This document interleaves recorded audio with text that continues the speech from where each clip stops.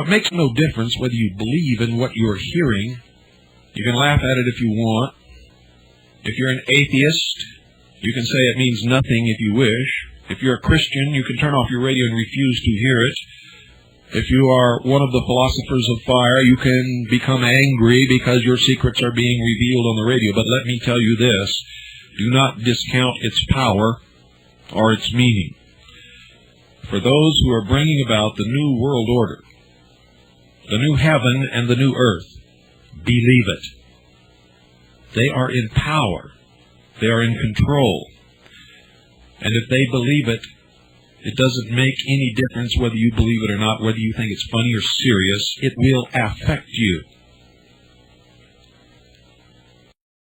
And if you have an issue with the UK passport from 1998, I think that's when mine was issued, there's an image of the rose, the thistle, and the daffodil, which are the flowers of England, Scotland, and Wales. But as I've said, these images have two meanings, and they have two, they have a duality. And this image that no one knows what it is, it's on a page called Reserved for Observations Only, with a number 11 on the page. It's basically showing a diagram of the chakra system. And you can correlate that because basically the heart chakra lines up with an image of a heart, and the solar plexus chakra aligns up with an image of a sun. So basically you've got this thing, but even more concerning, or not concerning, on the root chakra and the crown chakra, it's signed with a inverted pentagram. Really? So you think about that, there's an inverted pentagram on your crown chakra and your root chakra. Now, I don't know what that's symbolically saying, but it's obviously involving spiritualism. Yeah. And if this is in the UK passport, I mean, it's beyond me that our government have ever acknowledged the chakras. I've never known that in my entire life. Yeah.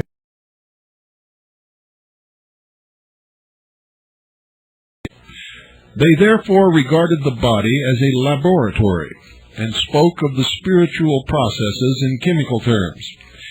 They noted that these processes have their inception and their particular field of activity in the spinal cord that forms the link between the two creative organs, the brain, which is the field of operation for the intellectual Mercurians, and the genitals, which are the vantage ground for the sensuous and passionate Lucifer spirits.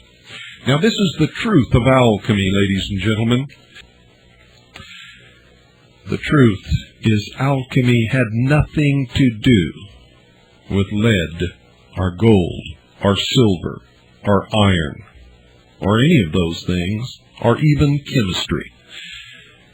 It was a hidden and esoteric and occult language which hid the true belief, philosophy, religion, if you will, of those who call themselves the philosophers of fire. Those who burn their enemies, like they burned the Branch Davidians in Waco, Texas, and the Move Group in Philadelphia, and tried to burn the Weaver family.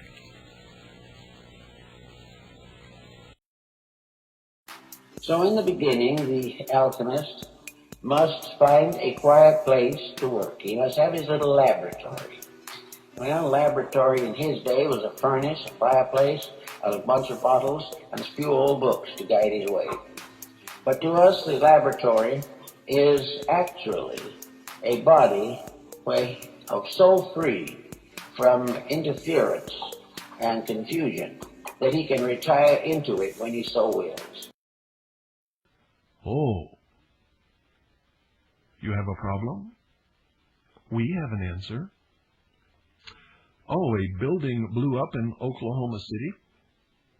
My goodness, let us protect you, for this could happen to any building. Let us take away your arms and ammunition so that you cannot protect yourself. Let us furnish your security. Trust us. We will be good to you. We will never become despotic or tyrannical. We would never, ever murder 86 people in a small Christian church in Waco, Texas, just because they had not paid a $200 tax for a supposed automatic weapon, which they never had in the first place. And of course, we would never shoot and murder a mother unarmed, who was guilty of no crime, wanted for nothing, standing in a doorway holding her baby to her breast. We will protect you. Give us your guns. Give us your arms. Let us take care of you. We will save you from yourselves. Isn't that what we hear? You are right in being terrified of police officers. Yep. Now, not all police officers are bad. I understand that. I know at least one who's very good. And there are probably a lot more. But most police officers today are dangerous. Very, very dangerous. And they do not have the best interest of the public in mind. They are serving an agenda that they're not even aware of. They break the law every day. They are performing unconstitutional acts, and they have terrified the public.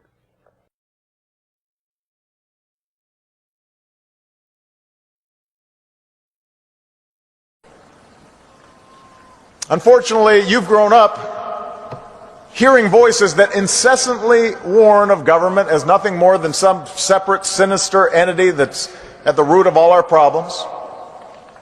Some of these same voices also do their best to gum up the works. They'll warn that tyranny is always lurking just around the corner. You should reject these voices.